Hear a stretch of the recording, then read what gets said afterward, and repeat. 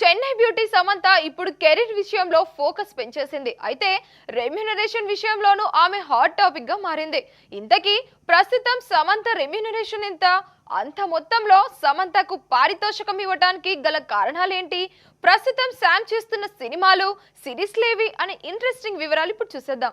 ఆరోగ్యపరమైన సమస్యలతో బాధపడుతూ సినీ రంగానికి దూరంగా ఉంటూ వచ్చిన సమంత ఇప్పుడు కెరీర్ విషయంలో జోరు పెంచింది. ఖుషి తర్వాత గ్యాప్ తీసుకున్న ఈ చెన్నై బ్యూటీ ఈ మధ్యలో సిటాడెల్ సిరీస్ ను పూర్తి చేసింది. రాజ్ డీకే రూపొందించిన ఈ సిరీస్ నవంబర్ 9న స్ట్రీమింగ్ కానున్న సంగతి తెలిసిందే. దీనికి సంబంధించిన పోస్ట్ ప్రొడక్షన్ కార్యక్రమాలు శరవేగంగా జరుగుతున్నాయి.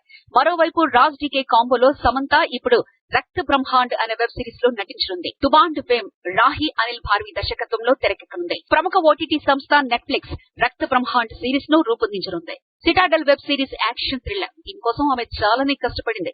డేట్స్ కూడా ఎక్కువగానే కేటాయించింది. దీనికోసం ఆమె ఏకంగా 10 కోట్ల రూపాయల రెమ్యునరేషన్ తీసుకుంది. ఇంత పారితోషికం తీసుకున్న హీరోయిన్ గా సమంత రికార్డు క్రియేట్ చేసిందని సినీ సర్కిల్స్ అంటున్నాయి.